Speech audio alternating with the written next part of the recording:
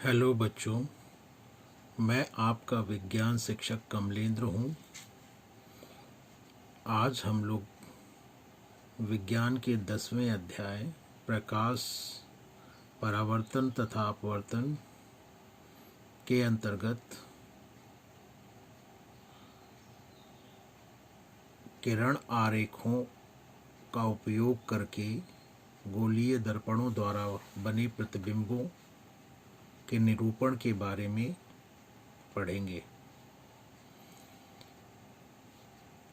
दर्पण के सामने रखे किसी भी बिंब या वस्तु को हम अनंत बिंदुओं से बना हुआ मान सकते हैं और इस प्रकार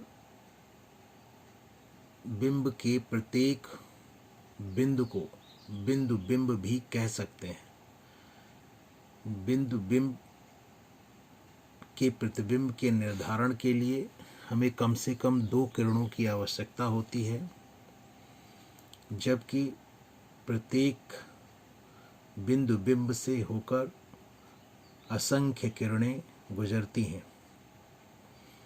जिन 2 किरणों को हम लेकर किरण आरेख खींचते हैं वे ऐसी किरणें होती हैं जो दर्पण से परावर्तन के पश्चात ऐसी दिशा में परावर्तित होती हैं जिनकी दिशा को ज्ञात करना सरल होता है। कम से कम 2 परावर्तित किरणों के प्रतिच्छेदन से किसी बिंदु बिंब के प्रतिबिंब की स्थिति हम ज्ञात कर सकते हैं। प्रतिबिंब के स्थान निर्धारण के लिए कम से कम हमें 2 किरणों की आवश्यकता होती है। हम उन किरणों के बारे में एक एक करके जानकारी प्राप्त करेंगे। पहली किरण हम वो लेते हैं अवतल दर्पण के लिए जो कि मुख्य अक्ष के समांतर आपतित होती है और परावर्तन के पश्चात अवतल दर्पण के फोकस से होकर गुजरती है। प्रत्येक स्थिति में आगे भी जो हम पढ़ेंगे और अभी भी जो हम पढ़ रहे हैं, प्रत्येक स्थिति में परावर्तन के नियमों का पालन होता है, अर्थात आपतन कोण परावर्तन कोण के बराबर होता है। ये हमें सदैव ध्यान रखना है। उत्तल दर्पण के लिए यही किरण कैसी होती है यह हम देखें। उत्तल दर्पण के लिए मुख्य अक्ष के समांतर किरण आपतित होती है और परावर्तन के पश्चात उत्तल दर्पण के फोकस से आती हुई प्रतीत होती है। ये पहले प्रकार की किरण थी। दूसरे प्रकार की किरण अवतल दर्पण के लिए हम ऐसी किरण लेते हैं जो अवतल दर्पण के फोकस से होकर गुजरती है और अवतल दर्पण पर आपतित होती है, परावर्तन के पश्चात मुख्य अक्ष के समांतर निकल जाती है। उत्तल दर्पण के लिए हम ऐसी किरण लेते हैं जो उत्तल दर्पण के फोकस की ओर आती हुई प्रतीत होती है और परावर्तन के पश्चात मुख्य अक्ष के समांतर निकल जाती है।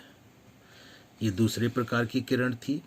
अब हम तीसरे प्रकार की किरण के बारे में जानकारी प्राप्त करेंगे। तीसरे प्रकार की किरण अगर हम अवतल दर्पण के लिए लें तो उसमें वह ऐसी किरण होती है जो अवतल दर्पण के वक्रता केंद्र से होकर गुजरती है और अवतल दर्पण पर आपतित होती है और परावर्तन के पश्चात अपने ही मार्ग पर वापस लौट जाती है। ऐसा इसलिए होता है क्योंकि वक्रता केंद्र से होकर गुजरने वाली किरण जब अवतल दर्पण पर आपतित होती है तो अभिलंबवत आपतित होती है या लंबवत आपतित होती है, अर्थात उस स्थिति में आपतन कोण 90 अंश का होता है इसलिए परावर्तन कोण भी 90 अंश का होगा और इस कारण वह अपने ही मार्ग पर वापस लौट जाती है।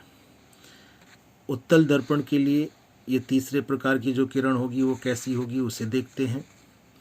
यदि कोई प्रकाश की किरण उत्तल दर्पण पर इस तरह से इस प्रकार से आपतित हो कि उसकी दिशा वक्रता केंद्र की ओर आती हुई प्रतीत हो, तो उस स्थिति में वह परावर्तित होने के पश्चात अपने ही मार्ग पर वापस लौट जाती है। यहाँ पर भी प्रकाश की किरण दर्पण पर अभिलंबवत आपतित होती है, इसीलिए अपने ही मार्ग पर वापस लौट जाती है। चौथे प्रकार की जो किरण है जिसका प्रयोग हम बहुत विषम परिस्थितियों में या विशेष परिस्थितियों में ही करते हैं, क्योंकि इस स्थिति में आपतन कोण के बराबर परावर्तन कोण बनाना इतना सरल नहीं होता है, इसलिए हम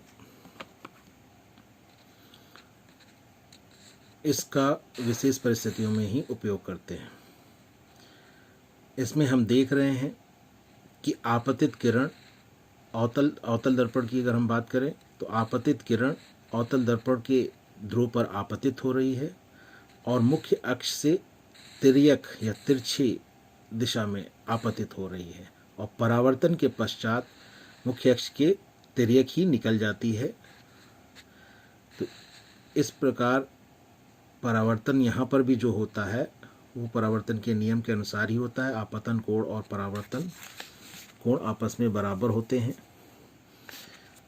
अगर इसी तरह की किरण हम उत्तल दर्पण के लिए लिए तो वो कैसी होगी, इस प्रकार आप देख रहे हैं कि यहाँ पर भी उत्तल दर्पण के ध्रुव पर आपतित हो रही है और मुख्य अक्ष के तिर्यक या तिरछी दिशा में आपतित हो रही है और परावर्तन के पश्चात मुख्य अक्ष के तिर्यक दिशा में ही निकल जाती है। यहाँ पर भी परावर्तन के नियमों का पालन होता है और इस प्रकार ये 4 प्रकार की जो किरणें हमने पढ़ी हैं, इन्हीं में से किन्हीं 2 किरणों का प्रयोग हम किरण आरेख को खींचने में करते हैं।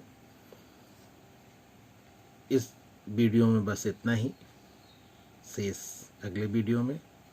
धन्यवाद।